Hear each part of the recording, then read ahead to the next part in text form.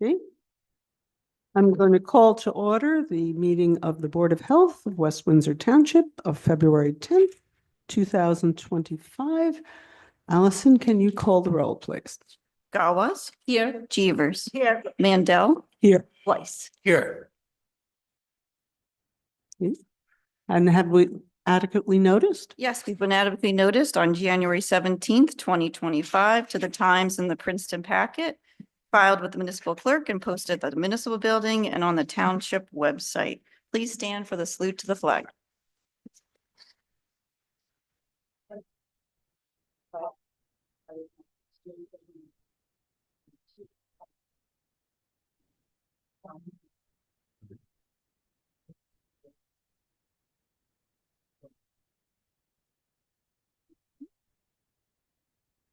And I'm going to now open public comment, and this is for the Board of Health meeting only. So I'm opening public comment for the Board of Health meeting.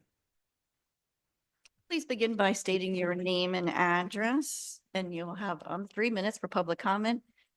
Please do 30 seconds. My name is Warren Metlack. I live at 5 Stoneleigh Drive. I just want to ask in the future, I just picked this up outside the annual report. I wasn't able to find it on the website. I would have liked to see it ahead of time because I want to see what's in it. And I did see a report, maybe I looked in the wrong place. There's a report from 2019 that's on the health section of the website, but I didn't see this one. Thank you. Thank you. Does anybody else wish to speak public comment for Board of Health? Seeing none, I will close the public comment. And at this point, I'm going to open it up to Jill. Jill, we did get the report. We thank you. It's very, very comprehensive, very easy to read at the same time. So we really appreciate the information and report. Thank you. Oh, you're welcome. The report will be posted to the website. I have 3 Board of Health meetings this week. One. Can you pull that a little closer? I guess we'll. Yeah. Okay, is Right, that better? really close. Fine. Thank you. Okay, so we will post the Board of Health annual report to the website. I have 3 Board of Health meetings this week, and I wanted to give each Board of Health the opportunity if there were any suggested additions or changes before we posted the final report. So this is more like a draft report and at this point. I wouldn't call it a draft, but I would like the opportunity to address any concerns that the Board of Health in any of the 3 towns may have and revise it if necessary before posting to the public. Thank you. Okay, I do have quite a few things to go over tonight, but in regard to a few things I'd like to point out. I won't go through the entire report since we have quite a few things to discuss. But on page 21, we talk health education and outreach. And you'll notice this was somewhat robust compared to the past. We had 192 health education activities in 2024, 43 community events, 31 senior center events, 75 lessons at schools, daycares, and 17 clinic tabletops. And this was feasible for us because we transitioned this outreach staff and disease investigators that were onboarded during the COVID-19 grant funding cycles. And we transitioned them into health education and outreach, doing preventative health and health education throughout the. Some of this outreach was related to infection control and some was preventative health, more chronic disease related. We are seeing federal funding come to a close at the end of June 30th, 2024. So just a heads up that we will not be able to maintain this level of health education that we have in the past. And the second thing I wanted to highlight is our overview of the goals and objectives for 2025. Our plan is to continue partnering, doing community health improvement planning, both with the Greater Mercer Public Health Partnership and Penn Medicine Princeton. Those are 2 separate initiatives for health education and planning and community improvement. We are also we began working on a risk communication plan development, continuation of the digitation of the block and lot files, workforce development for leadership training for our inspecting staff and nurses, and continuous quality improvement, our health department website resources. We have a lot of information on there, but it's not necessarily easy to find what you're looking for. So we really want to improve the quality of how to tap into that. And then, of course, ensuring that we have an easy transition through this grant funding cycle and other transitions we're expecting in the health department. And part of that will be ensuring that we have departmental standard operating procedures updated. And those are our primary objectives. So just wanted to highlight out those few items. And if there are any suggestions for the report or the quarterly reports, I'm happy to receive them either tonight or via email, and we will incorporate them moving forward. Does anyone have any suggestions at this point for the reports? Before we go on? It's very comprehensive, so thank you for doing this. Thank And you. pictures and charts, which we like. We like that. In color even. Any, I guess on maybe another topic about bird flu. Yeah, Bird- yeah. That'll be on another yeah, topic, right? yeah. Okay. Yeah, that's on my list of items to cover. Yeah, I'd also like to comment on your point about upgrading or enhancing the information on the website. You should probably know that a new website is being developed for the entire township, so it's important for you to get that feedback into that process. So Yes. just give you a heads up about that. Yep, thank you. Okay, we do also have two resolutions on for the business session, and one is a resolution appointing Jean Ward as a registrar, and we have renewal of the shared service for the Robbinsville Township Public Health Services. Any questions regarding those items before I move on? The only thing with shared services is that I would want the township to be covering our expenses. Just basic salaries are upwards of 4% annually, 3.5%, 4%. So that's my only concern. We have to have, new vehicles and different things. So it's a lot of costs. Understood. There is, and there has been historically every year 2% increase incorporated. A further, more in-depth cost analysis could be conducted in the future. Public health is difficult to quantify, as we've seen over the years. There are some years then certain communities may require more attention than others, and that flows from year to year. So it's not a set formula, but we could certainly look at some of the costing analysis that is out there for public health moving forward. It's not something that can happen overnight, but it's something that we can plan for the future. All right, appreciate that. I will note too that in the past, when we've had discussions with the shared services contracts, there have been programs that we historically have provided in public health that the other communities have taken on, whether it's in their code enforcement office or housing office, such as nuisance enforcement, housing code in the other towns. They own those programs as opposed to the health department conducting those in those communities.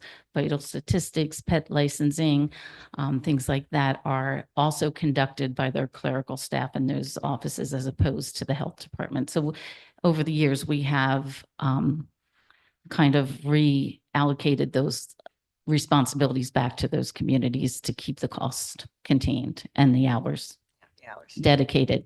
Yeah. Okay, I will move on to a brief update on respiratory illness. Just a few highlights from the state's report. Respiratory illness surveillance report for the week ending February 1st. This is the most up-to-date one released. Emergency department visits and hospital admissions remain elevated for influenza, stable for COVID-19 since last week, and decreased for RSV. The levels of COVID-19 and influenza A in wastewater have been increasing over the past month. The sharpest increase in influenza A. COVID-19 levels are elevated but remain lower than the summer of 2024 peak, and there are recent declines in RSV levels in wastewater. And a note for those who have gotten their flu shot and COVID-19 updated shots, the predominant COVID-19 variants are covered in the 2024-2025 COVID-19 vaccine, and the predominant circulating influenza A subtype is included in the 24-25 influenza vaccine. So if you have not been updated, this may be a time to consider doing so. But that's good. So you're saying you can get your shots now if you haven't gotten them, but it's still okay to move forward to get them? Yes, it's a bit late in the season for the flu shot, but it's still recommended if you have not gotten the most up-to-date flu shot to consider doing so. Yes. And a few notes on avian influenza. We are seeing a lot of attention around this topic lately. Avian influenza, wild aquatic birds are considered the natural host for bird flu. The virus can also infect other birds and mammals sporadically. Currently in the U.S., sporadic outbreaks have been reported in poultry, an ongoing multi-state outbreak in dairy cows, and sporadic infection in mammals. Human case reports include a total of 68 confirmed cases in humans. This is across the U.S., 1 resulting in U.S. and 7 probable cases. The majority of human cases are associated with exposure to related to commercial, agricultural, and related operations. And this is current as of February 10th today, based on CDC reporting. Currently, the risk to the general public remains low. No human cases are reported in New Jersey, and no person-to-person spread is reported nationally. People who work in close contact with animals, birds, wildlife, or livestock may be at increased risk and should follow recommended recommendations that are specific for that group. Recommendations for the general public at this time is to stay informed and monitor for status updates. Both New Jersey State Health Department and the CDC have specific websites that provide information. NewJersey.gov/H5N1 is the website for New Jersey, and CDC.gov/bird-flu for the CDC website. And there are links to the multiple different agencies that are monitoring this current situation, as well as guidance for specific groups. The second recommendation is to avoid contact with wild birds and other animals infected or suspected to be infected. Report dead or sick birds. Domestic birds, so if you have backyard chickens, or you know someone with backyard chickens, they're sick, or there's been recent death, the New Jersey Department of Ag is the reporting agency. And for wild birds, the New Jersey DEP hotline, which is 877-WARN-DEP. We will get those numbers. I know that was a concern. We'll get those numbers more front and center. They're on our website, but they're buried under the health website. So we'll get a link to that on the main page. And we'll put out an e-bulletin with some of that information, so everybody has that, right? Sure. Further recommendations are: do not consume raw unpasteurized milk or milk products. Cook your poultry, eggs, and beef to safe internal food temperatures. If you have any questions about what they are, give us a call. We'll be happy to go over those safe temperatures with you. Get your seasonal flu shot. The seasonal flu shot protects against other strains of influenza which are currently circulating. The seasonal flu vaccine reduces your risk of getting sick this season and the potential for co-infection with both bird flu and seasonal flu at this time. This is important because having both types of flu at the same time could allow the virus to change in ways that enables it to spread easily from human to human, which is what we're concerned about, or one of the main things we're concerned about. It's also been brought to my attention that there's been some questions from a few residents who enjoy walking and playing outdoors, but find it hard to avoid case droppings. It's important to remember that the majority of human cases of avian influenza occur in people who have prolonged or close contact with sick or dead animals. There have been no reports of human cases associated with exposure to bird droppings on sports fields or playgrounds. However, it's always important to take care and avoid contact with feces from wildlife. Droppings can carry many types of viruses, bacteria, and parasites.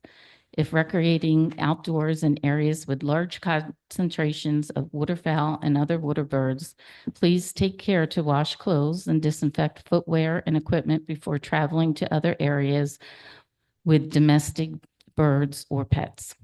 Footwear and equipment may be washed with soap and water, then disinfected with household bleach, diluted 1 to 10 parts with water for at least 10 minutes. Follow up with hand washing, and of course, encourage children to wash their hands frequently and especially after playing outdoors.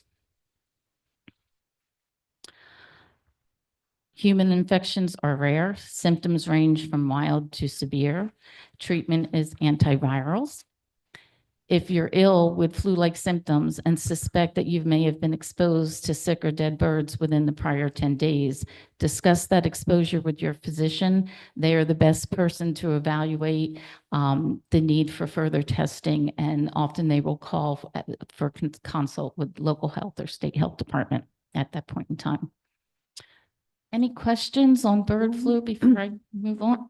Just the dead birds that are the particularly Canadian geese that I think they've been finding in Robbinsville and a couple of nearby. If you do spot one of those birds, what number should some people call? So so in Robbinsville, it was nearby to Robbinsville where there were some dead birds, but not necessarily in Robbinsville. There was concern because it was in a nearby community. I would ask that if you are in town and you notice some dead or sick birds, the state is asking the notice to go into DEP, which is, read it again, it's 1877 Warren DEP. I would also ask that you call the local police department at the non-emergency number. So in West Windsor, that would be 609-799-1222. And the reason for that is so that we have a local awareness of what's happening in our community. We will have response from DEP. Some birds may be tested, some may not be. It may depend on the species, the number in that area. There are a lot of factors in evaluating whether the bird will be tested or not. And locally, we need to have an awareness of what's happening and where the birds are. So if you could make that dual report, it would be appreciated. And would somebody pick up the bird, or is the homeowner, say it's in somebody's backyard, will that be picked up by DEP, by our local, or? Those are questions we are still trying to get definitive answers from DEP. It may be a case by case evaluation of whether they want to, whether the state wants to respond to that bird, or whether animal control would be responding and bagging that bird and getting rid of it. We're telling the homeowners not to do it at this point? We wouldn't recommend the homeowner do it. If a homeowner feels so inclined, they feel that they want to do that immediately, there are steps you should take to protect yourself. Use tools, use protective gear, put the bird in a double bag, secure it before disposing of it. So there are directions on the Fish, Game and Wildlife website on how to do that safely as a homeowner if you're choosing to do that. I think, it's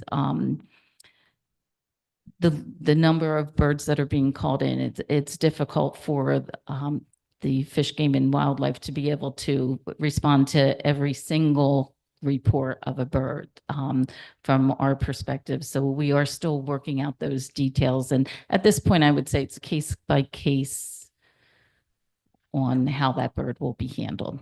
But we'll continue to look at the guidance that we receive from our state partners. I know they're working hard at trying to find some solutions on handling the number of calls that are coming in. And now a question I don't want to ask. Do you see any issue with people continuing to put out bird feeders? Now it's winter time. A lot of people do like to put out food, So- seed and stuff for the birds. So there've been no reports from connecting bird flu to backyard bird feeders and that activity.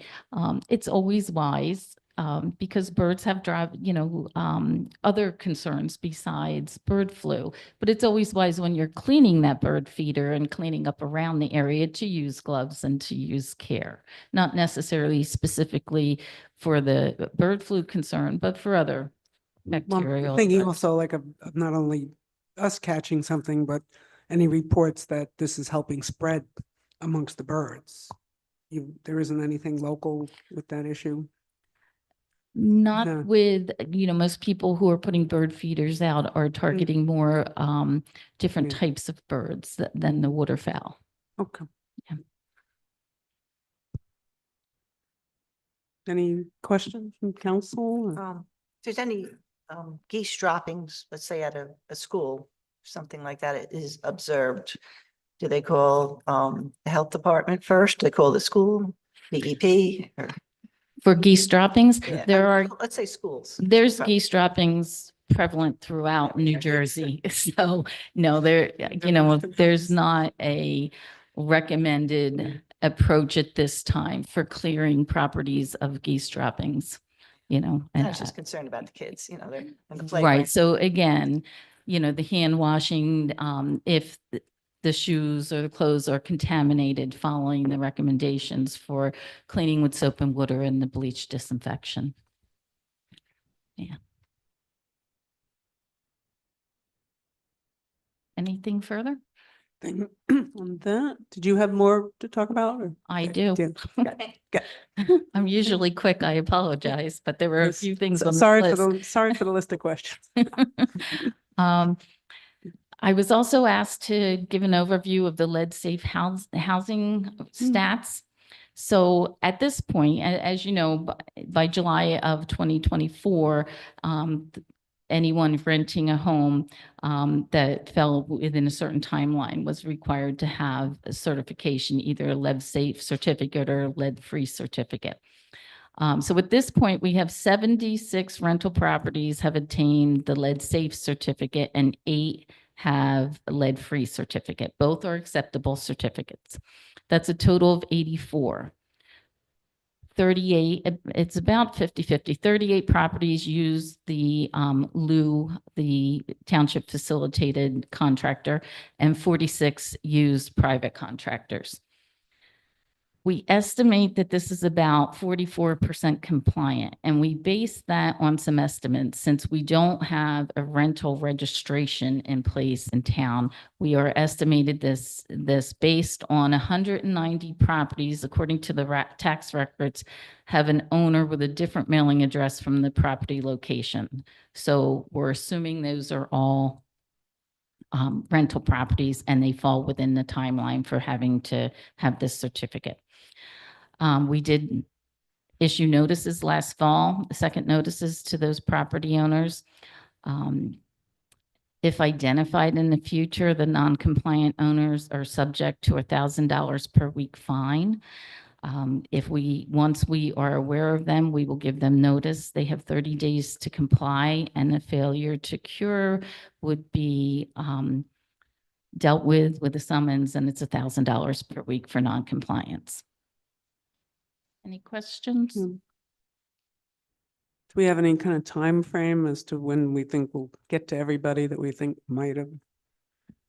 The difficulty is that we're not necessarily going to knock on everybody's door and ask them if they're a renter. We're making an assumption that if the tax rep, but we can't go into court with a summons based on that assumption. We'd have to have either a renter come forward and indicate that the landlord is non-compliant or become aware of that rental in another way. Sometimes we will have a neighbor complain about a rental property, or a tenant may have an issue. And other than that, we really can't prove that it's a rental property. And these are mostly like single family type houses or couple of family, small. It's either single family or two family, which falls into this group. Mm. Yeah, so it's a bit difficult to enforce, although over time, I believe it will come closer to compliance. And one last topic, if no more questions on that. Dog licensing, an update on the dog licensing stats.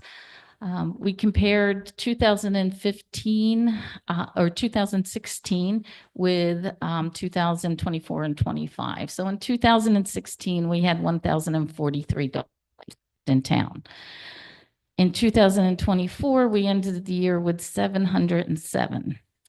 And right now, as of Friday, we had 534, which will come close to the 707. They do straggle in over the year. But more concerning is the town is growing from 2016 to 2024, and we're seeing a drop in dog licensing. So we are increasing our messaging to try to get compliance. We've developed a pet owner's guide for residents, which will go on the website. There's a few copies. We just finished this today, so it's not quite on the website yet. And this will be distributed to homeowners associations, management companies for different complexes throughout town, trying to seek voluntary compliance rather than enforcement with residents. And our past strategies to keep those numbers up was an in-depth dog census and enforcement in court for non-compliance. So, you know, that's an investment both of temporary staff in the summer to do that census and then the associated court actions for enforcement. And the fines are not all that high right now. So I would suggest if we consider going back down that avenue, we look at our fee structure for licensing and enforcement. It's surprising to see the numbers drop because during COVID, we know for sure, certain that a lot of residents who were not pet owners also became pet owners. Right. Or got second or third pet, like. Right. Household. Yeah. Yeah. Exactly, Yeah. so. Yeah. Which I'm sure is licensed. Oh, yeah. Yeah, so I guess Well, my daughter. more education to the residents about you know, the necessity of licensing, I think is important.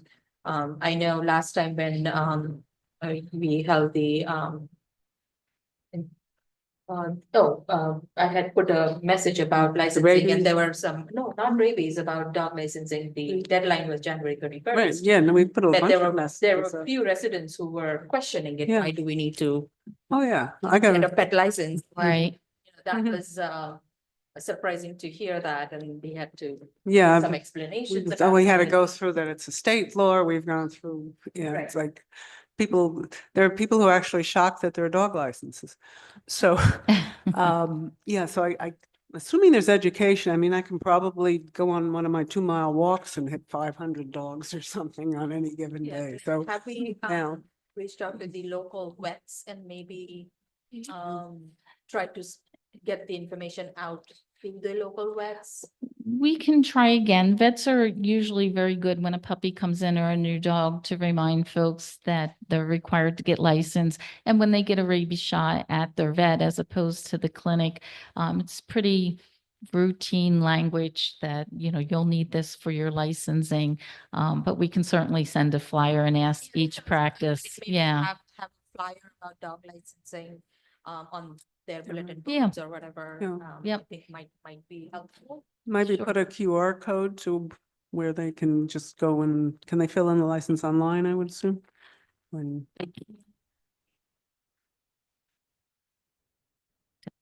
Lose this. a little bit. Either have to do a paper, the mail, stop in person.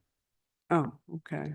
So they could get to the website where the form is, but they can print it, but. And mail it in, yeah. And is that something we could look at, to make it a little easier? We've looked at it. The dog licensing fees are not that high.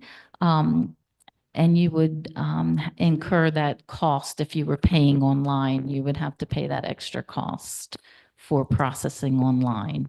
Is We it? could probably look into providing that option. You could do paper or online, because the people do prefer doing things online. Like Yeah. I got a message the other day, oh, it's January 31st. I can't get in to drive in, or mailing in would be late, but then like, can I just go Maybe- online? maybe Even you if I do. have to pay extra, at least I get it in. That's why they But call the it a rec- convenience. fee. yes. Right. Like the rec department has put just about everything online now, and if there's some way to get into that system, I think it's actually a county or another, it's now a whole system that you can register, and maybe if you could use the same registration that you do for our stuff, that I think even for camping over at the campgrounds here, and yeah, the community pass gets you into a bunch of different things. So maybe that registration, and people will be willing to pay $2, I guess. I mean, they'll complain about it because. Yeah.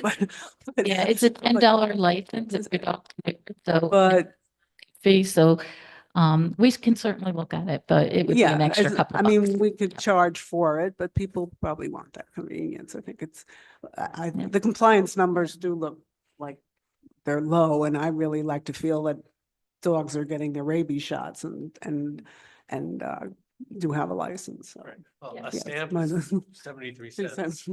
So that's Yeah. probably half the cost of the Oh, online. that's convenience right. fee, but- Right. Oh, yeah, I have that argument with my husband all the time about the 73 cents versus my dropping it over that. But anyway, that might be something that if we could just camp into a system that we already use right there, then it would be relatively easy, and we would just charge the extra convenience fee. There are issues with the timing of shots that dogs are required to get, and then with renewing the license, there's something there that's. So there's a state law that requires that the dog license is valid for 10 months of the license year. So that means that if your dog license expires first, the rabies vaccination has to be current for 10 months through that year. So it has to be current until November 1st. So there are some situations where they have to overlap a rabies vaccination in order to get a current annual license. So some- 2 shots for rabies then? I'm sorry. So they'd have to get a second shot to be in compliance, or? So let's do the scenario that you adopt a puppy in June and the puppy gets its first vaccination at 3 months, right? June, July, August, September. So the first year, that first shot is good for a year, right? So it'll expire the following September. So when you get that following September, it then has a 3-year valid, right? But when that 3-year expires, or even when that first year expires, when you come in to get licensed on that year that the September shot expires, we can't license you in January, even though that rabies is valid in January, it won't be valid as of October 1st. So we can't license you. So you're overlapping that last year. Some individuals do not want to overlap the rabies vaccination. Do I think that's the reason we don't have dogs being licensed? Absolutely not. It may be one reason, but it's not the only. Awareness can be another. Any more questions for Jill on dog license?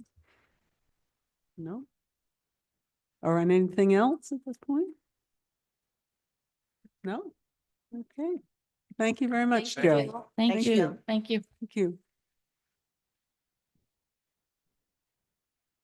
Okay, we do have one more public comment period for Board of Health. Is there anybody opening the public comment for Board of Health? Does anybody wish to make a public comment? Oh, do we have We minutes? do have to I'm sorry, circle where are the back and minutes? approve minutes Yeah. also. Oh, we should, yeah, we should have done that. Okay, Yep. fine. Okay, can I have a motion to approve the minutes? Yep, these are minutes of the Board of Health, November 12th, 2024. I'll make a motion to approve the minutes. Second, Second, roll call? Gauss, Yes. Jeevers. yes. Weiss, Yes. Mandel. Yes.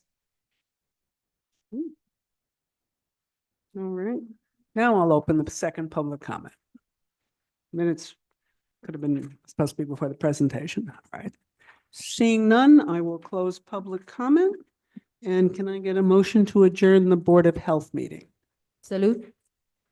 So, you can do. it. Second. All in favor? Aye. Aye. Okay, we've adjourned and we will now move into the regular business meeting. And at this point, I will call to order the business meeting for February 10th for West Windsor Township to 2025. We get a roll call Gauss, Here. Jeevers. Here. Mandel, here, Weiss. Here. and we have adequately noticed this meeting also, Yes, correct? this business meeting was adequately noticed on January 17th, 2025 to the Times in the Princeton Packet, filed with the municipal clerk and posted at the municipal building on the township website. Please stand for the salute to the flag. Can I do that Or again? We are, We did. well, we already did it at the Board of Health, so we can Yeah, wave it. and Yeah, we roll right- usually waive it. We've Yeah. Right, we've already done the salute to the flag. Ceremonial matters, we have a proclamation celebrating February is Black History Month. Unfortunately, Martin Whitfield had a personal emergency. He usually likes to read the proclamation. And he will make some comments about Black History Month at our next meeting, and so I'll read the proclamation. Whereas Black History Month is a time to commemorate the historic struggles of African Americans to gain freedom and equality, and to recognize the importance of these struggles to our country's history and ideals, and to celebrate the many achievements African Americans have made to our economic, cultural, spiritual, and political development as a nation. And whereas Black History Month grew out of the establishment in 1926 of Negro History Week by Carter G. Woodson and the Association for the Study of African American Life and History, and whereas in 2025, the national theme for observance is African Americans and Labor, the focus will be on the significant contributions of Black Americans to the workforce throughout history, encompassing both the struggles of slavery and the achievements of Black entrepreneurs and organized labor movements in pursuing economic equality and empowerment. And whereas the observance of Black History Month calls our attention to the ongoing need to enhance our understanding of Black history, to overcome racism, and to build a society that lives up to its democratic ideals. And whereas the Township of West Windsor continues to work toward becoming an even more inclusive community in which all citizens, past, present, and future, are respected and recognized for their contributions to our community, the county, and the state. And whereas the Township of West Windsor is proud to honor the history and contributions of African Americans in our community, such as our senior center and schools throughout New Jersey and the nation, now therefore be it resolved that Mia Hema Marathi and the Township Council of the Township of West Windsor hereby proclaims February as Black History Month in perpetuity and encourages all citizens to celebrate our diverse heritage and culture and continue our efforts to create a world that is more just, peaceful, and prosperous for all. Thank you, and we will be putting this up on the website, and we keep these in an honored place in our council room. Thanks. Okay, I will now open the public comment for our regular meeting. That's 3-minute limit per person. You will notice that we have a new time clock up there, so it'll be a little easier to realize when it's closer to when your 3 minutes are up. And I welcome anybody who wishes to make public comment to come on up. Thank you. Thank you. Good evening. Oop, Thank you always comes. I'll just hold it. John Church, 11 Princeton Place. Good to see you all on this cold winter night. I'm very interested in resolution R065 about hazmats for several reasons. First of all, I worked with such materials my whole career in chemistry. It was our research and development in chemistry. You name a hazardous material, I have been in contact with it. As along also with heavy equipment, with steam and all kinds of things that you wouldn't even want to think about. So I'm very interested in hazmats, not that I really want to have anything more to do with them, but just so you know that is a special field of interest for me. I was on the safety committee actually at the laboratory. Anyway, the other reason is that reading over the shared services agreement, there's a lot of stuff in here that actually is very interesting, not least of which is the fact that it could involve considerable expense to the township. And especially in terms of the hazmat truck that we have. I noticed on the 2025 capital budget, there is an item there for purchase of $1.6 million to replace the existing hazmat vehicle, which goes back, I think, 25 years or so.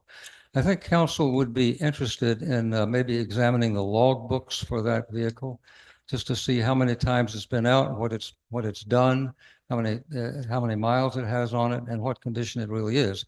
That's a very expensive vehicle.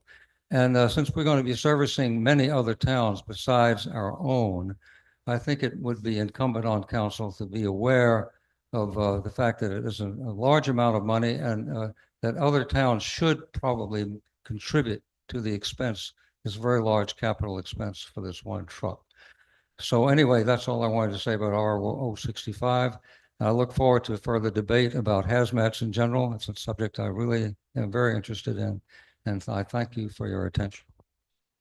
Thank you, John. Would anybody else like to get up and give public comment? No, I'm going to close the first public comment then. Move on.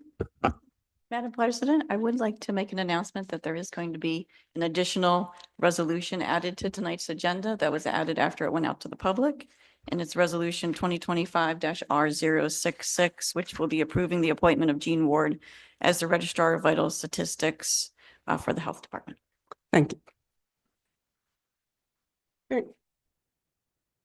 Council member comments, or let's do administration comments. Carrie?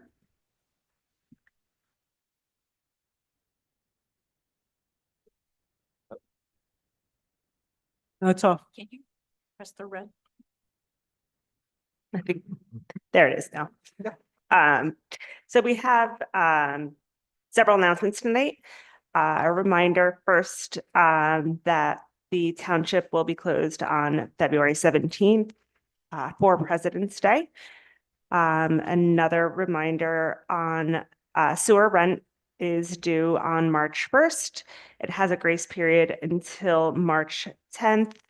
Payments received after March 10th will be charged interest from March 1st until the payment is received per NJSA 54-67. A couple upcoming events for the township.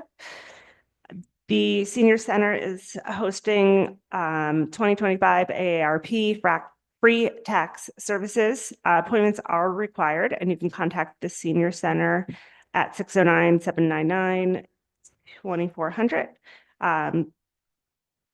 In conjunction with the tax collector's office, the senior center is also hosting a property tax relief information session for homeowners and renters over 65 and older. Information on the following programs will be reviewed: senior freeze, anchor, and stay NJ benefits. Registration is required, and you can do that with the senior center or the tax collector's office. You can call or stop by to register, and that's March 10th from at 1:00 p.m. at the senior center. A reminder that the 2025 Dad-Daughter Dance is February 21st, 2025 from 6:30 p.m. till 9:30 p.m. at Mercer Oaks Golf Club. Registration information is on the Parks and Rec webpage if you have not registered already. With upcoming storms that we have, I wanted to just give everybody a few reminders on snow removal and safety, and to stay safe and warm as we have these couple storms coming up. Please remove your vehicle from the street when snow is forecast. Please avoid driving on, during, or immediately after a heavy snowstorm. The less snowplow operators encounter of cars and people and vehicles, the more efficiently the roads can be cleared, and that property owners are responsible for snow removal on sidewalks within 24 hours after the cease of snowfall per Municipal Code 152-18. And we have some tips on how to properly clear your driveway. Place any snow once you're snow plowing to the right of your driveway on your own property, not into the street. And by placing it in this area on the right-hand side, it lessens the amount of snow that is plowed by our snowplow trucks back into the driveway so that they can keep the snow going. Yard waste collection will resume next month on March 3rd. Currently, yard waste can be dropped off at Public Works site Monday through Friday, 8 a.m. to 2 p.m. or Saturday, 8 a.m. to 12 p.m. The annual burglar alarm registration is ongoing through March 31st.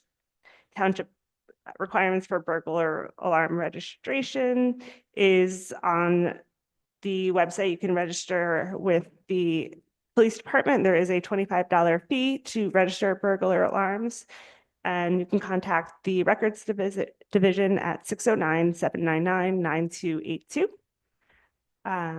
Mercer County will be hosting a public information session on Tuesday, February 25th, 2025 regarding the Princeton Heightstown Road improvement projects. It will be hosted here in the municipal building in room A from 6 p.m. to 8 p.m. We are getting the information up on the website, so that should go out to all the residents, but I wanted to make the announcement tonight. And people are actively encouraged to participate at the meeting, and you can send questions in by email or providing comments at the meeting. And then finally, the 31st annual Lewis Bay Second Municipal Leaders Scholarship Competition for high school juniors and seniors is information is now on the website, and the deadline to submit your application for the scholarship is March 7th, 2025. And that's all of our announcements. Thank you, Kurt.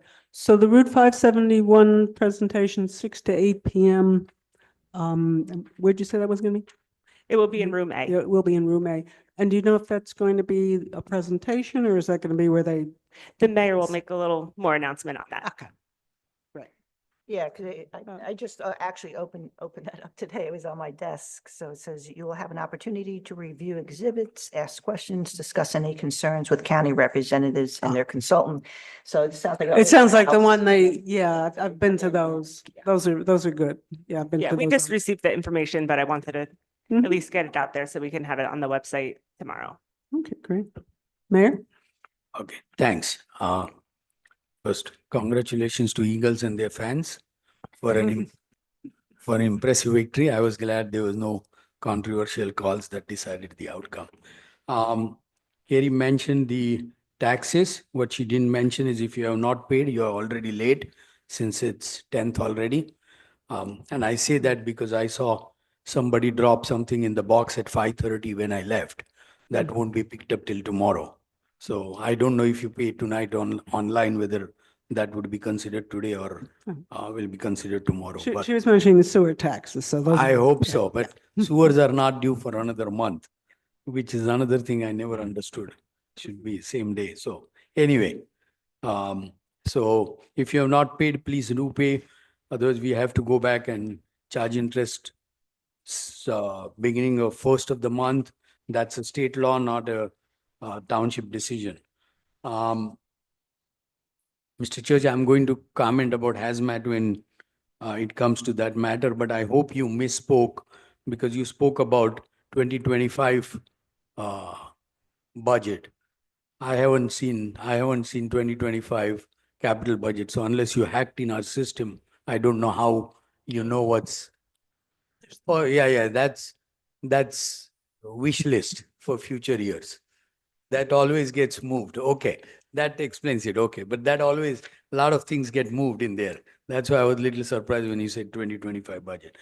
I was going to talk about the presentation for 571.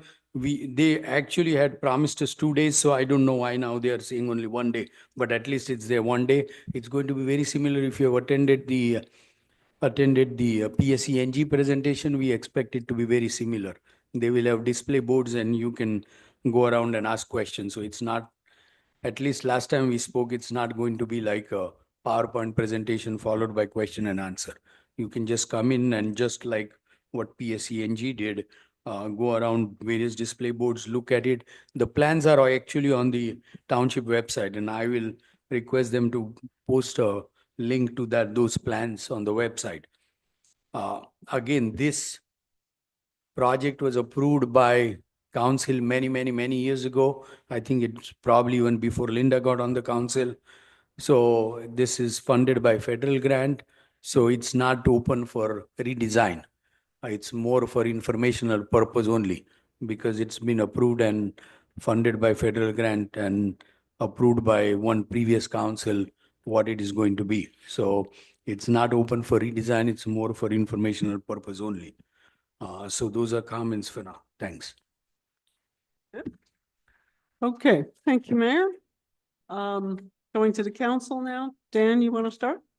Sure, thank you. I just wanted to make a comment on the resolution 2025 R050, which is the first on our list, which is our opposition to the Senate, and there's an accompanying assembly bill.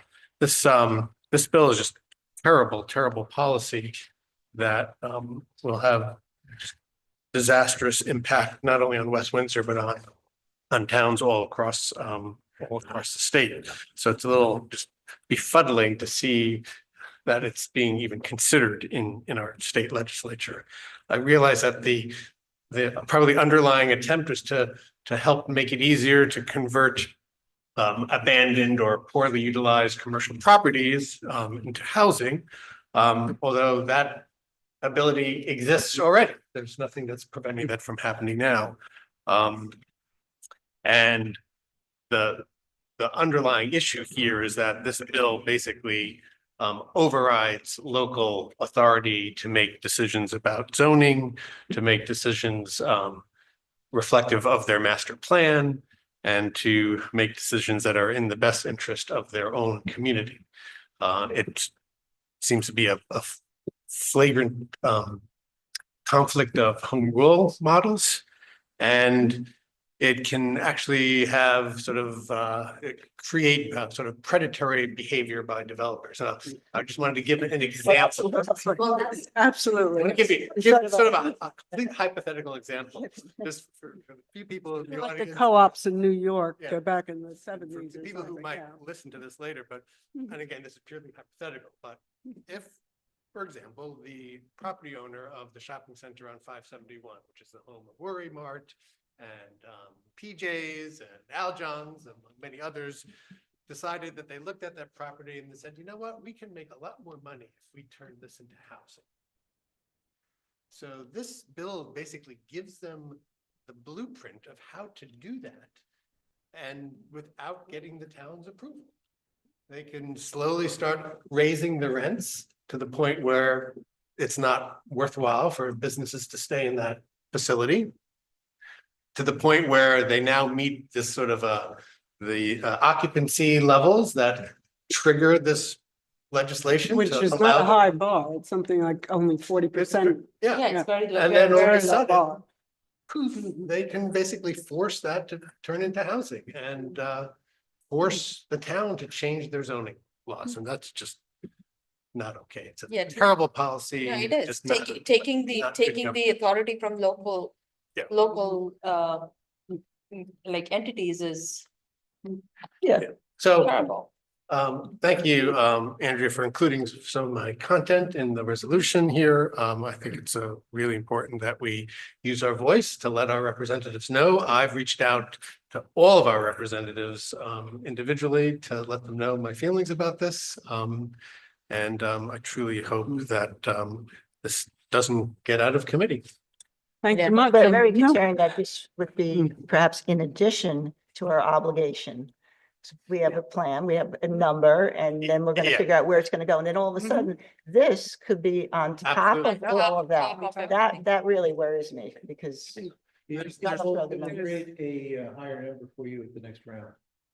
As well, because if they create housing here, that will go into the equation, the Jacobson equation. Sure. She'll even have a higher number next year, next time. And there's so many other ways for them, if they wanted to do that, they can put credits into the existing affordable housing model. That's, I mean, There they're are. already there.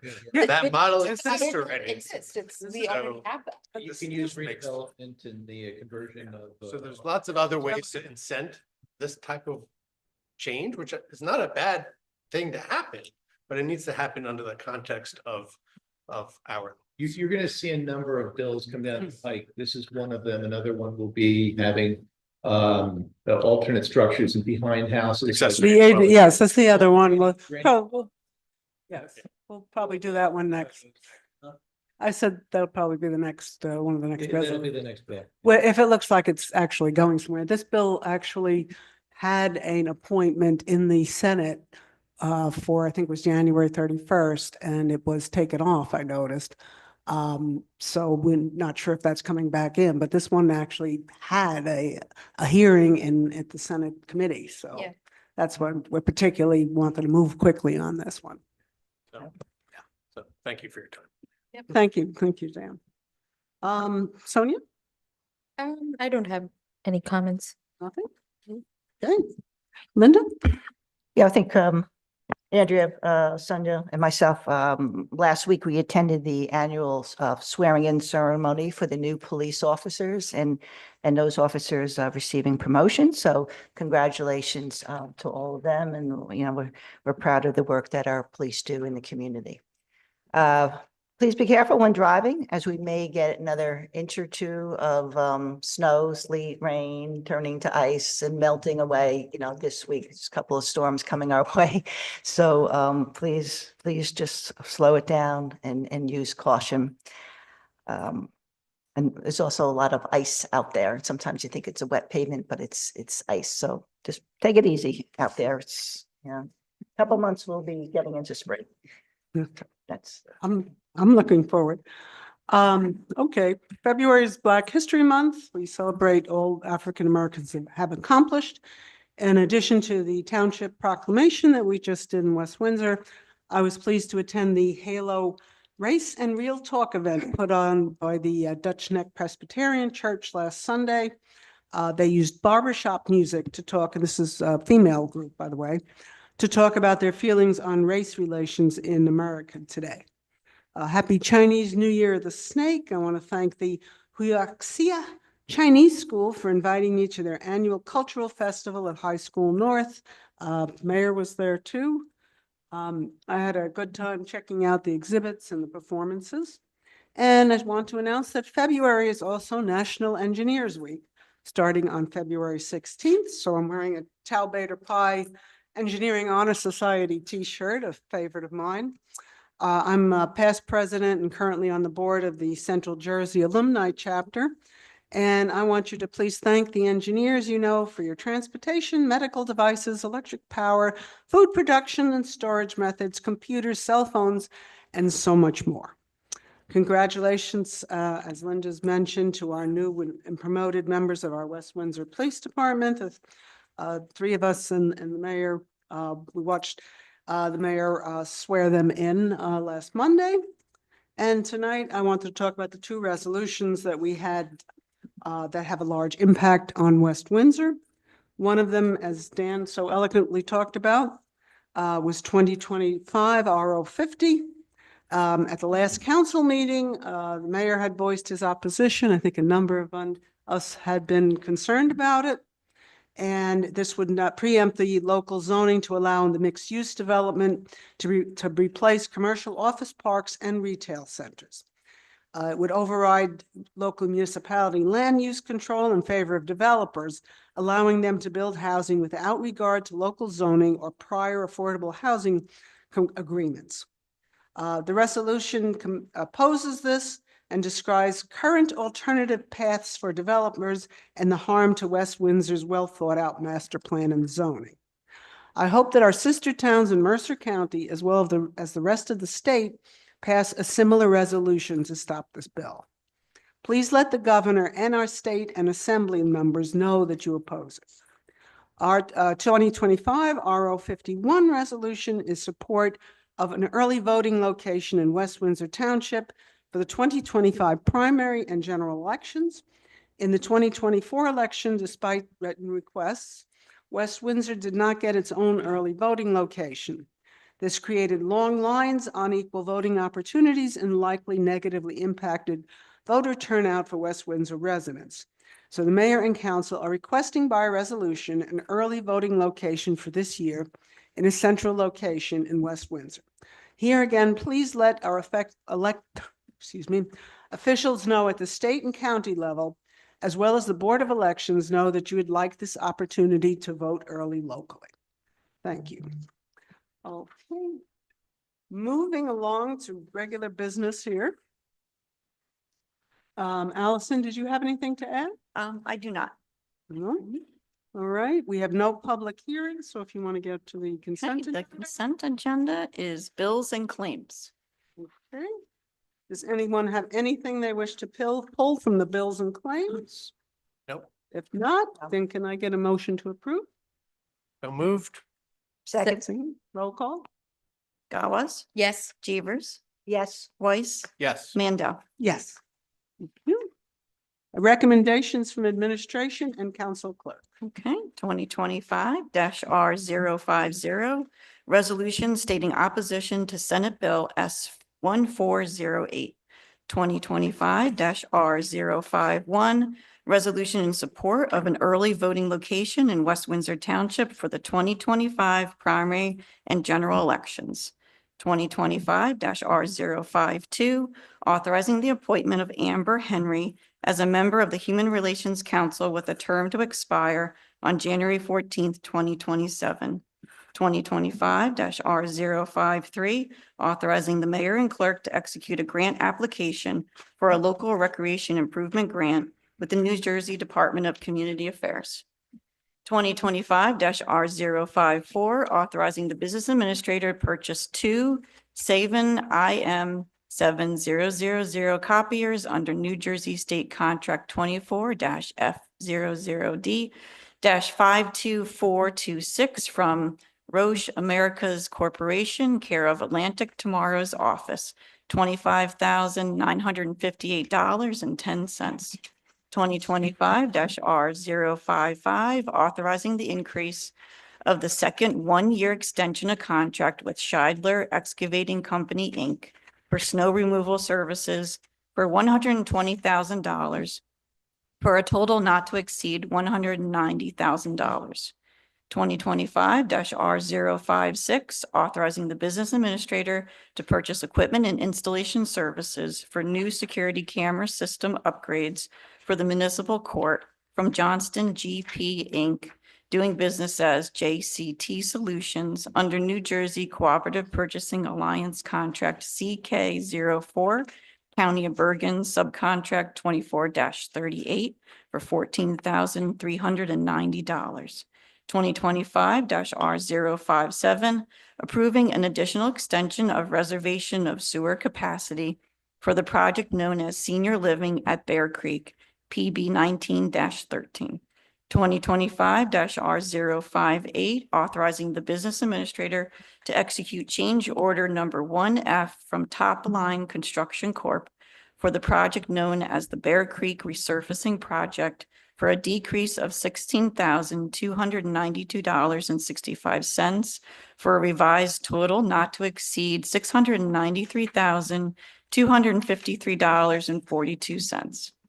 2025-R059, authorizing the mayor and clerk to execute amendment number 1 with Van Cleef Engineering Associates for additional survey and plan work for a freshwater wetlands application with the NJDEP for the project known as Alexander Road Pedestrian Safety Improvements for an increase of $9,600 for a total not to exceed $39,600. 2025-R060, authorizing the mayor and clerk to execute a professional services agreement with Roberts Engineering Group for engineering, construction, administration, and inspection services for the Transit Village pedestrian safety projects, $4,970.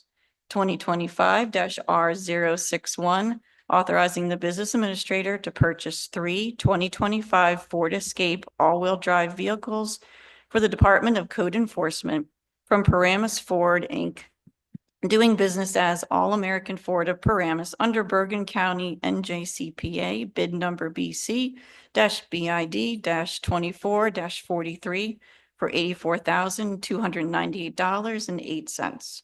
2025-R062, authorizing the West Windsor Police Department to continue participation in the Defense Logistics Agency DLA Law Enforcement Support Office, LESO program for 2025.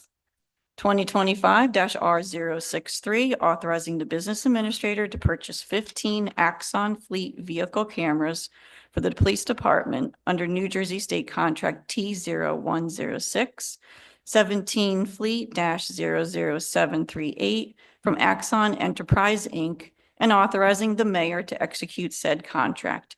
$223,354.80.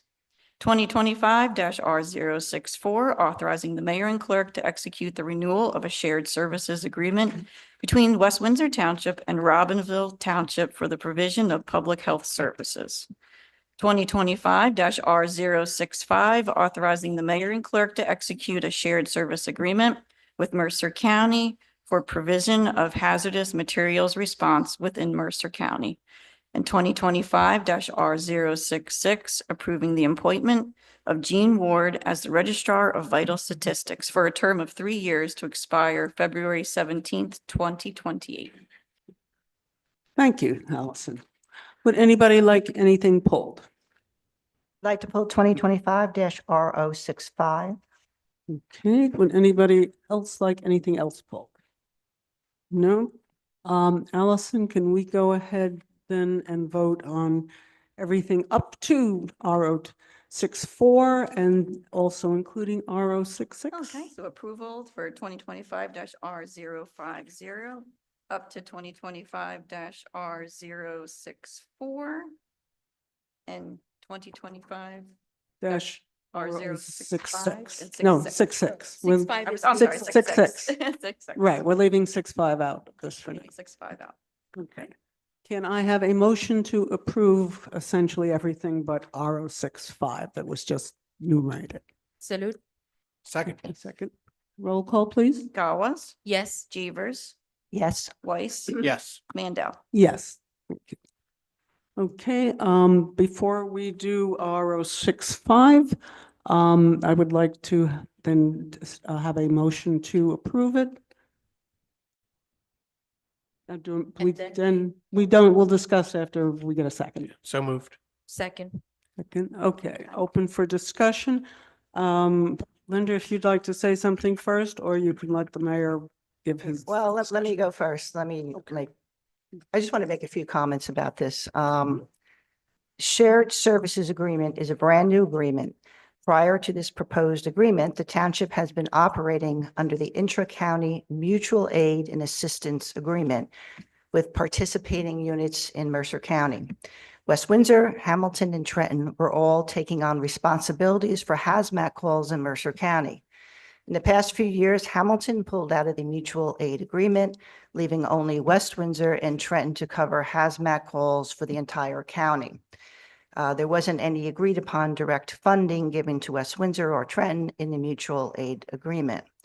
In number 5 of the mutual aid agreement, it states, nothing contained in this agreement shall be construed to require a participating unit to make a mutual aid and assistance response if the response will leave the participating unit's jurisdiction without sufficient police, fire, ambulance, and/or emergency protection, end quote. So there's no such clause in the newly proposed shared services agreement with the county. I think it's important to note that the proposed shared services agreement is a contract which obligates West Windsor to hazardous materials emergency response services, including necessary equipment and trained personnel.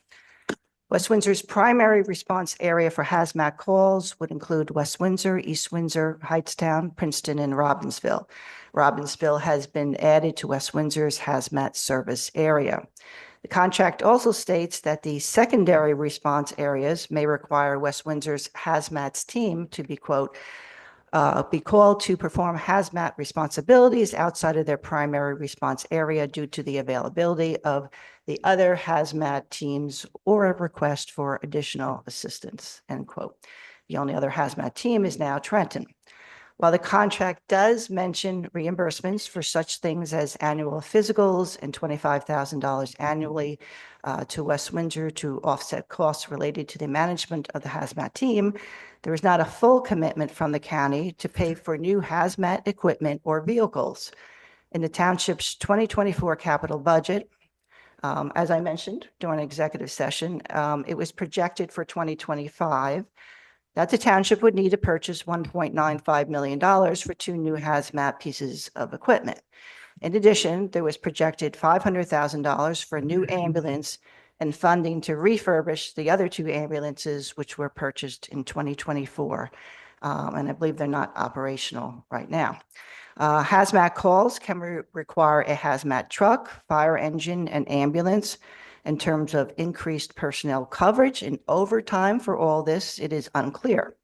Keep in mind that our township is experiencing tremendous growth. A clear plan for dealing with the growth and taking on required additional contractual responsibilities at this time is very, very expensive.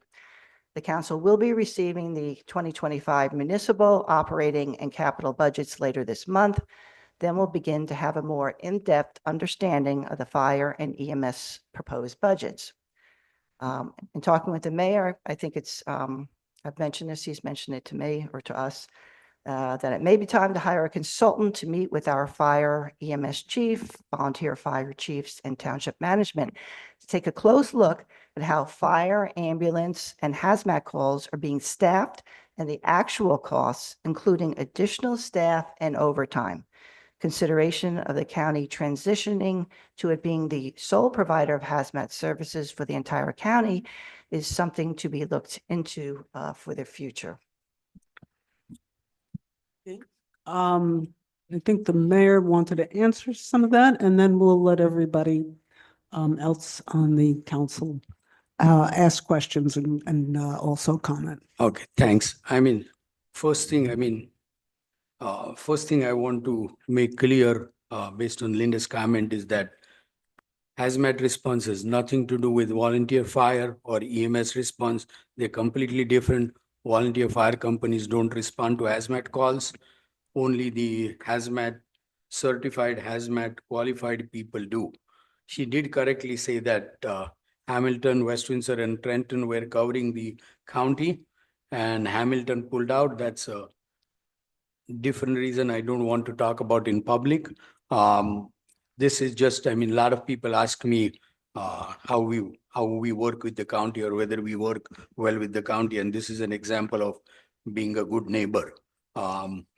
County requires this right now because they are not in the capacity to take over completely hazmat, and I've talked to them that eventually they will. So this is a stopgap 2-year agreement between that. but it's essentially a 60-day agreement because if we can pull out anytime with a 60-day notice. Mr. Church, again, I mean, I'll little sorry to disappoint you. This is not any exciting hazmat calls. Last year we had roughly about 13 calls. I had originally said 10. We roughly had about 13 calls. Most of them were auto accidents where the fuel spills and goes in. So, I mean, nothing exciting, bad, but nothing exciting from hazmat calls.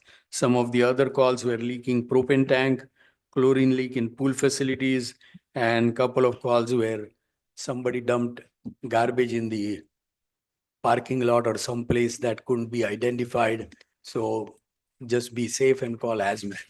They just identified what it was, put it in a drum, and somebody else took away. So there was no call here that was really exciting or really truly a material of that would cause damage to anybody.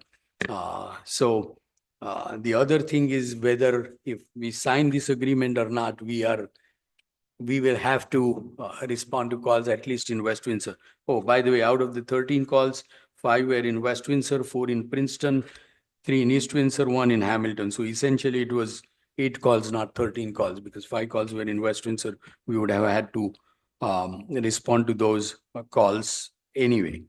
So this negotiations between county and township has been going on for quite a while. It was supposed to be signed and done in 2024. Unfortunately, it wasn't done in 2024. Otherwise, we would have gotten paid in 2024 as well. So that's one of the drawbacks of not doing in 2024. But I wanted to make sure that we don't commit to more than what we can do. And after talking to county business administrator, this is probably the best agreement they can do at this point. And depending on how much grants and other things they get, we will get a lot more money than that. Regarding the truck replacement has nothing to do with hazmat agreement or not. If the truck is broken and we need to handle our own hazmat calls, we need the truck anyway, but it's not in the 2025 budget. That's why I was surprised when you said that. The agreement will not require any new personnel. There's no plan, and the budget that the council will get in a couple of weeks will not have any new personnel other than not any new personnel for fire or hazmat calls.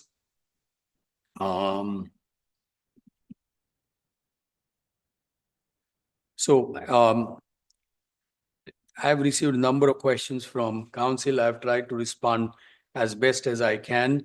People keep asking about costs. It's very difficult to estimate costs exactly, especially when your sample size is so small, 8. If a call comes during the day, regular hour, there's no additional cost because either the firefighter is sitting in the fire station or going and responding to the call. Of all the 13 calls, as far as I could tell, only 1 call when somebody had to come on overtime.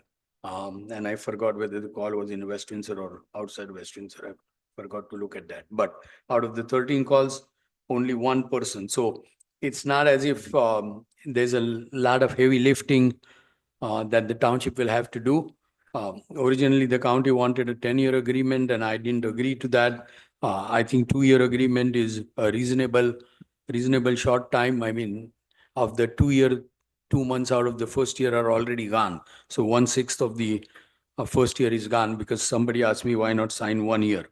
1/6 of that is already gone. And again, this is really a 60-day agreement because if we do find really that we are overextending more than what we have always done in the past, we can always give a 60-day notice and withdraw out of the agreement. Since the new county executive got elected, he has been working well with the township.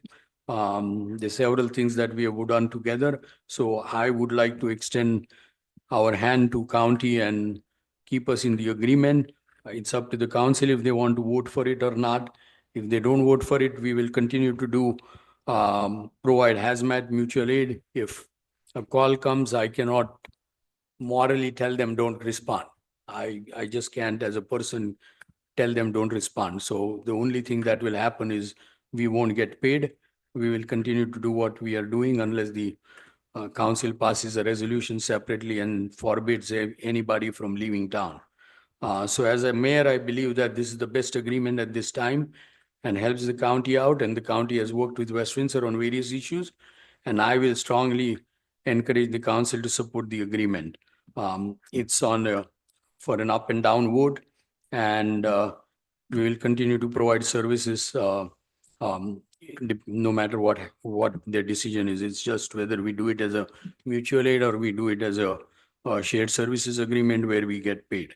So I'll be happy to answer any questions you have, but that's where I stand. I've been very open in saying that this is probably not the best we can do, but this is the best we can do at this time.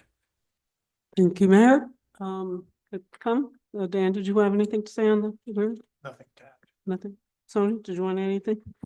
No, I think Linda brought some good points, and thanks for some of the explanations, Mayor. My biggest concern was we should have a way out, and I think we do have that with the 60-day notice. And I think the biggest concern is how do we, if the ambulance also goes to a hazmat call, do we have backup for our town and not leave the town with no ambulance service? So I think that's another concern of us that we have. And as you explained, like, we pass this resolution or not, we will continue to provide the service. So this is just an extension of what we are doing and try to get some expenses covered. I mean, depending on how It's much, not perfect. yeah. I think I would like to see a little more of the expenses covered.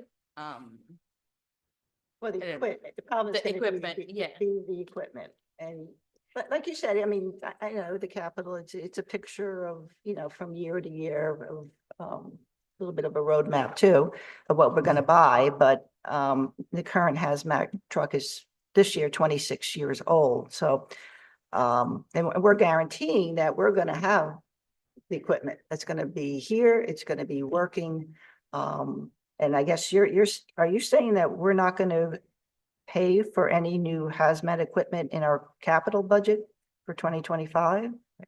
I mean, whether I say that or not, you can always if I put it in, you can always take it out. But we don't expect, let me put Yeah, it but you're this way, saying you're gonna because or not. I The wanna number know, of is it calls in it that or we not? have for Because- hazmat is not as bad as, what- we're talking about No, but it's 10 equipment.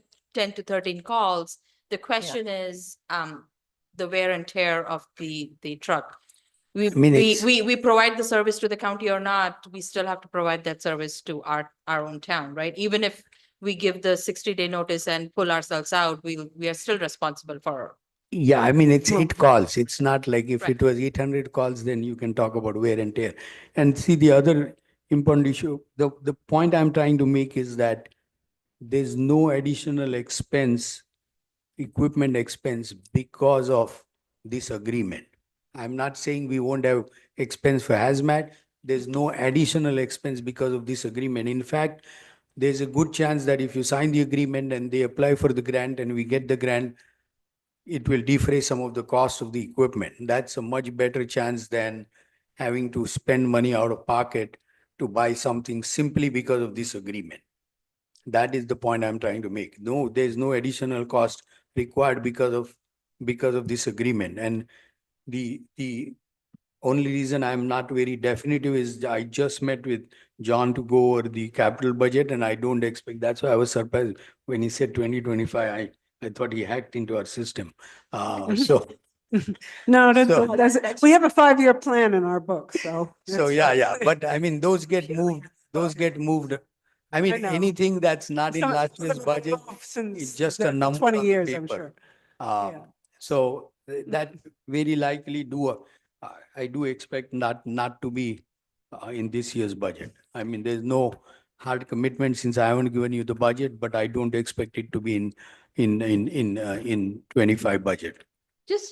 I'm just curious, is it possible or can we even ask the towns that we would be responding to, pitch in their That's, share see, one of towards the the good, shared services? one of the good things of signing this agreement is it becomes county's headache to go, let's say there's something happens in Princeton on a private property, and we go and respond and we have to recover a cost. That becomes county's headache to go and recover the cost from them, not our headache.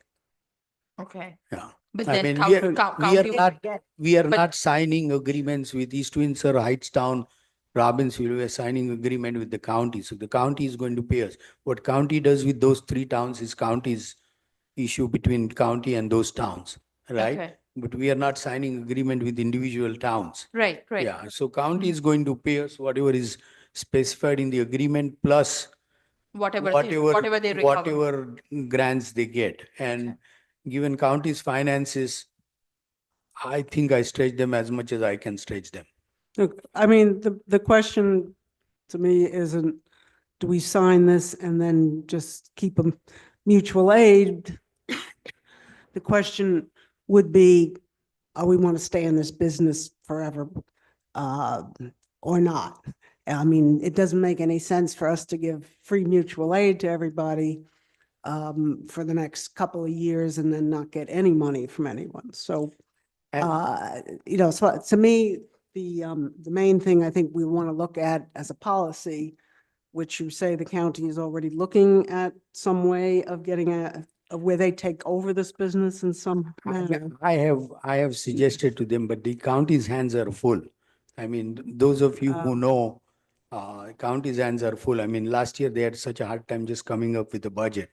They have caught up a lot. I mean, they are doing a lot of good work, but I have told them that just take over the whole thing because it's a lot easier. Maybe some other And- town would like to get this good deal. Who No, knows? and Um, you,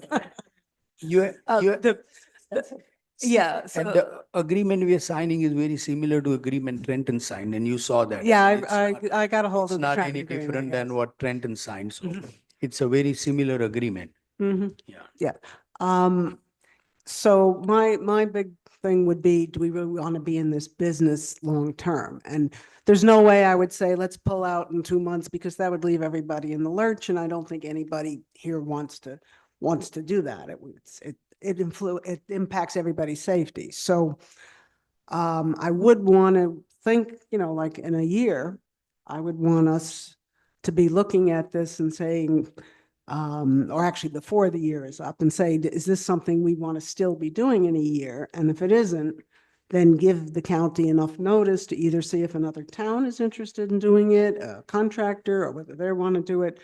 But I wouldn't want to say we're going to do this forever, because No, this we is may a not wanna- 2-year It's agreement. a 2-year, It's but not, something that we want, that we may just not want to stay in that business. So at some point, one of the things we did put in the contract is that they're going to be giving us updates on how well they're doing with getting the grant money. And so from a council point of view, I would want us in so many months to say, okay, please come back to the council, let us know on some basis how the county is doing with getting us money, how's that cash flow coming in, and are we still on the same numbers that we were looking at? Yep. Are these 13, is it 12, is it 13, is it 25?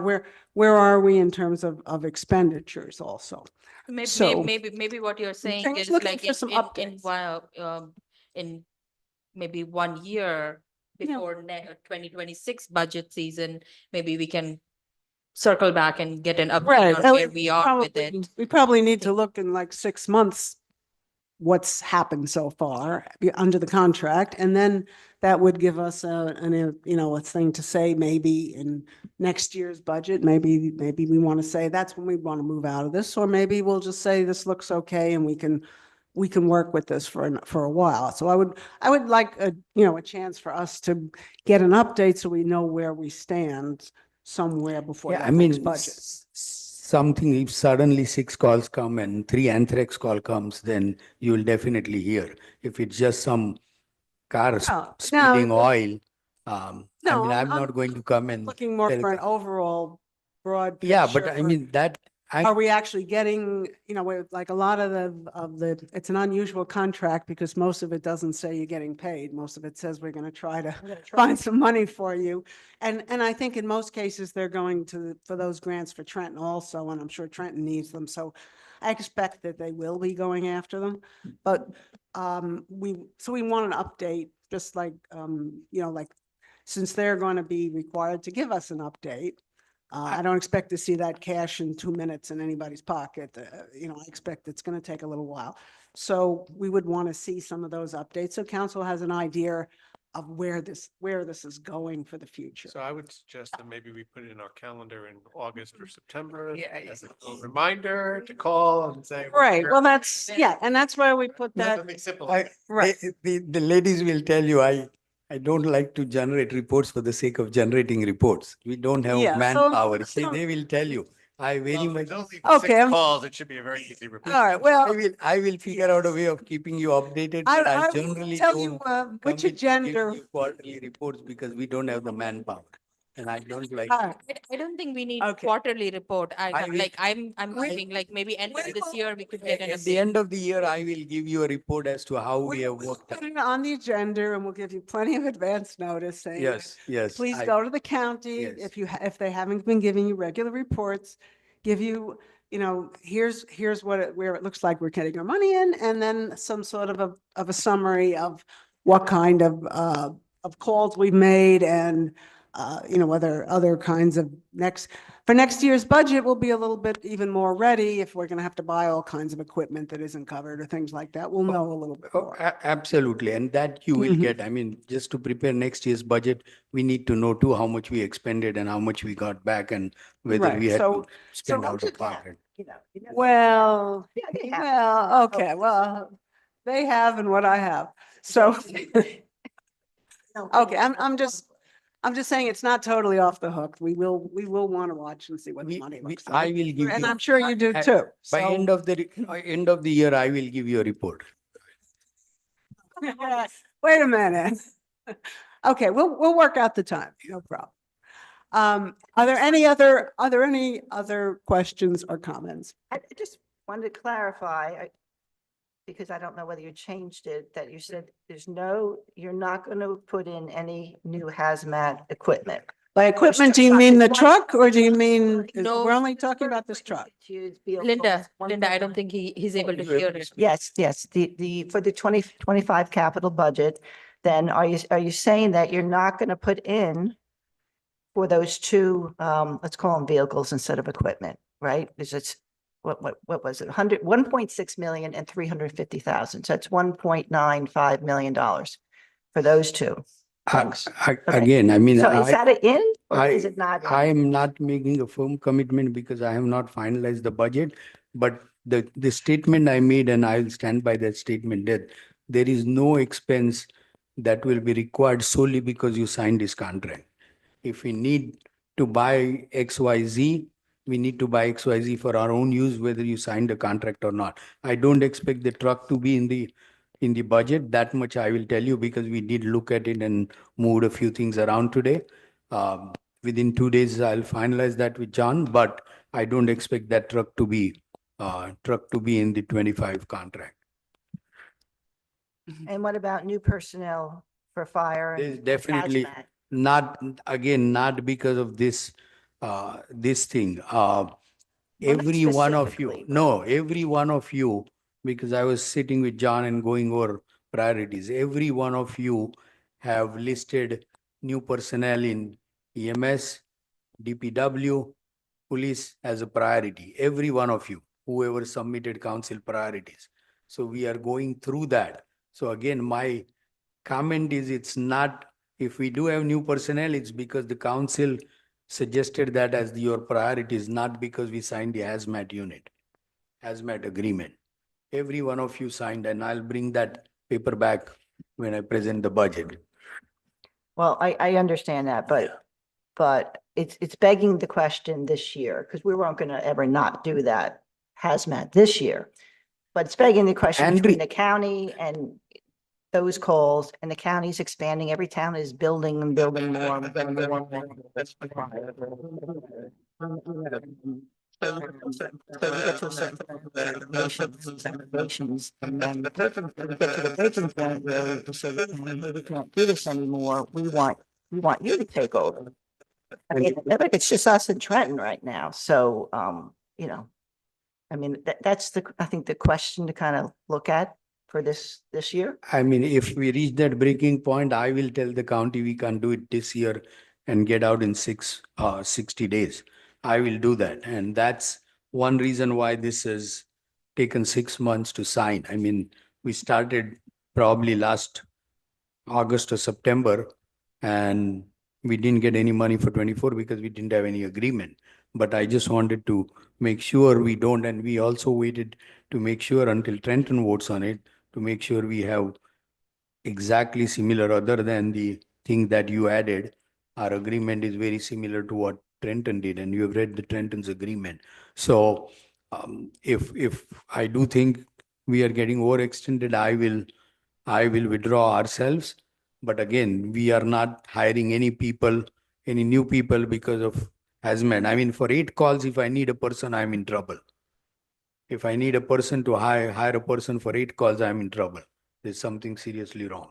So I don't expect to hire unless something seriously changes and suddenly the 8 calls become 80, in which case I'll withdraw anyway. But if any, and this is not just a 1-year experience. We have been doing hazmat for, I don't know, forever. So this is not just a 1-year experience. This is a long-term experience that we have had. So based on that experience, I don't expect to need any additional personnel. Definitely not for hazmat. And there's nothing in the budget for hazmat. Yeah, no vehicles for hazmat. Okay, does anyone else have any other questions, comments, or thoughts? No? Are we ready for a roll call vote? And just so everyone understands, this is a roll call vote that will pass our 2022 R065 as yes, as a resolution. 2025-R065, the resolution. Okay. Okay, roll call vote. Gawas, Yes. Jeevers, Yes. Weiss, Yes. Mandel. Yes. Thank you, everybody.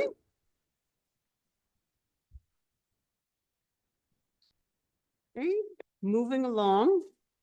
We have no introduction of ordinances, so we have time for a second public comment from our large audience today. So you know the rules. Please get up. Thank you. Okay, good evening again. John Church, 11 Princeton Place. Sorry for opening up this can of worms here that you spent 15 minutes talking about.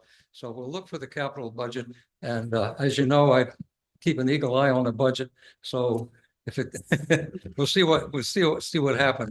But all I would want to say is that in the past, there might have been more of a need for this. We don't have freight trains running through the town any longer, but they were a hazard. In fact, some years ago, a tank car of chlorine got derailed and broke open up in Metuchen. And it was a huge problem. Chlorine gas went all over the town, and it was just awful. However, that's not going to happen anymore here. I don't think we don't have freight trains anymore. So in the past, if this were going to happen, I might be more in favor of really keeping up with all the hazmat equipment that we could have. So anyway, having that taken care of. I was going to ask a question about W Square, the Avalon Bay development. Several of the connecting roads are not yet open. Maybe this is a question for the planning board more than this, but the mayor's here and he's on the planning board. There are 3 potential exits and entrances that are still not open with W Square. The Vaughan Drive extension, either side of that, the one going through the New Jersey Transit parking lot is not open, and they can't get out of that to get onto the roundabout road. There's also the other entrance that comes from the station up through Station Drive and goes up and merges into 571 to go over the bridge. That one isn't open yet either. So I was just wondering if we could have an update as to when there's going to be a grand opening of W Square and whether these roads will at that time be open, especially the back one going through New Jersey Transit's parking lot is really essential. We must have that road open. It's an emergency exit. If there are any problem in that development, fire trucks and ambulances might have no other way to get in and for people to get out other than that back door through the New Jersey parking lot. So that's about all I have to say. Just a editorial comment on early voting. I never have liked early voting. You remember early voting came in with COVID. Nobody wanted to go on election day and stand in on long lines. Now, COVID is mostly over, not completely over, but it's mostly over. I just can't understand why people would want to vote 2, 3, 4 weeks earlier. Things can happen. We have October surprises with elections. All kinds of things can happen leading up to the election. I always vote in person. I insist on that because you might go and vote early and then all of a sudden something happens and some candidate is no good or whatever. So I just I really have a problem understanding why people want to early vote unless they're going to be out of town or something like that. So hooray for in-person voting. I'm going to continue to do it that way. And I would encourage others to do it as well. So thanks for your attention. Thanks, John. Oh, and by the way, early voting is in person, but it's up to 10 days, I believe, before the, yeah, it's a little earlier. Thank you. Yeah, might regret either way. Yeah, Mayor, did you want to say? so John, the road going into the parking lot is ready. I have driven over it. It works. We're just waiting for ribbon cutting. They have temporarily blocked it with their equipment, but the road is ready thanks to working with parking authority. When they repaved the parking lot, they connected the road, and I have driven my car to test that it works. It works. So it will be ready. We will have a ribbon cutting. Yeah, I drove past it about a couple weeks ago too, and there's a road there and there's a couple of big things blocking it, but there's a road, so. Looking forward to that opening up. Anything else? Mont, did you want to add anything? Mayor? Did you want to? Okay. Okay, I'm going to close the public comment. And now I'm going to go into the council reports. I'm going to start with Martin's report since he's not here for the Human Relations Council. Martin, a warm welcome to their new HRC member, Pramrod Ramdazi. Pramrod is looking forward to serve and participating in the community work. The world needs more people like him. She started meeting by sharing their thoughts for celebrating Diversity Day sometime in June, and some shared the idea on celebrating our community with diverse food, music, dance, and culture, and one of the HRC members proposed to do Diversity Day at the fire station. That's Martin's report. Sonia, do you have anything? Yeah, affordable housing met on February 6th.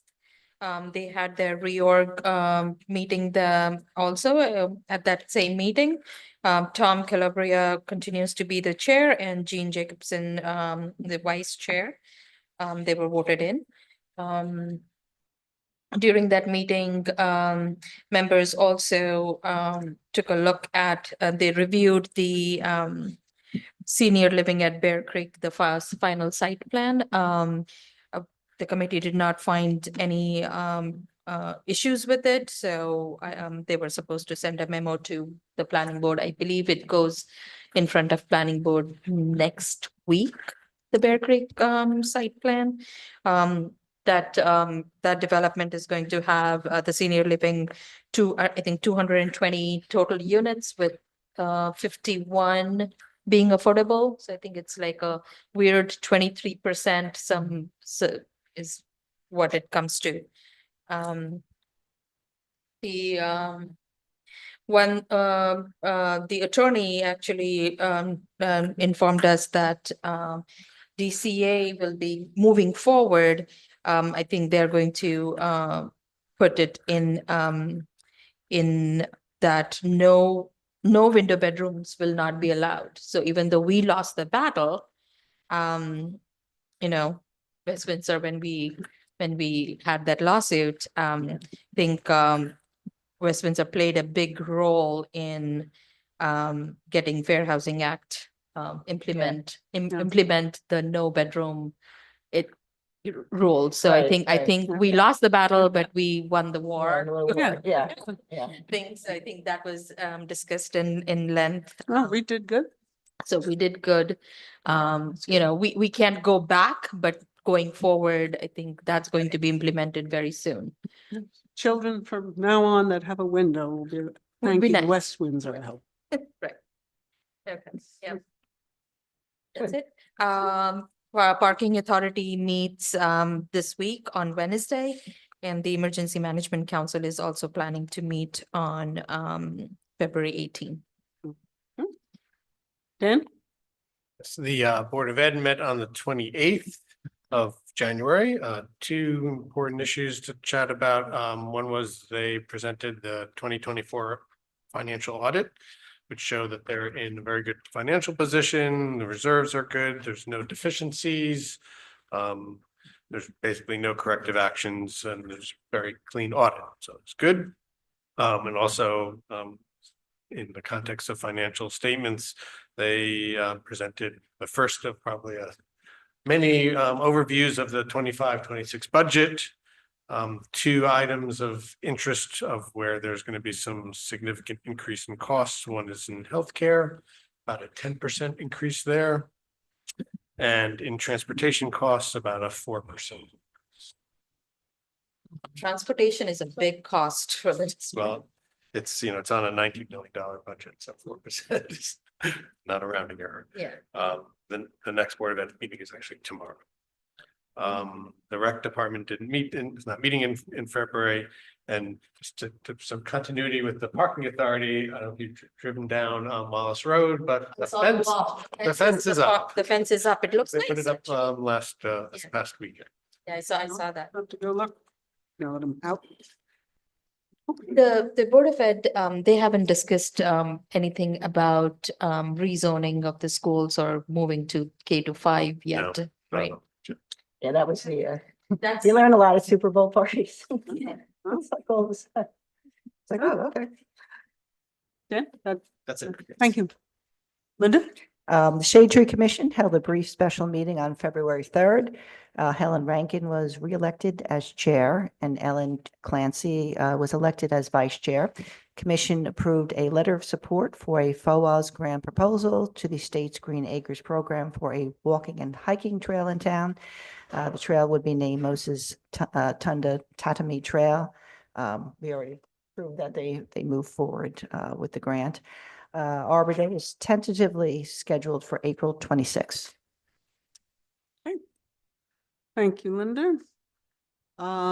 Environmental Commission, next regular meeting of the EC scheduled for this Thursday, February 13th, which will also be their reorg meeting.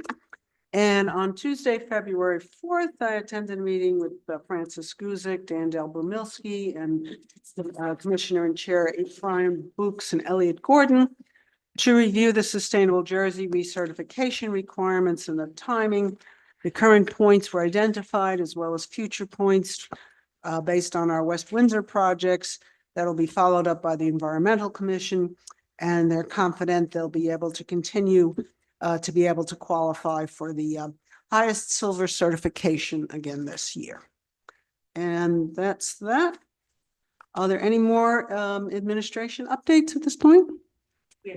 None? Nothing at this point. Okay, Allison, do you have any? You didn't have anything else, right? I have no No. announcements. There's no closed session, so can I get a motion to adjourn? Salute. Second. All right, all in favor? Aye. Okay, thank you, everybody. Before I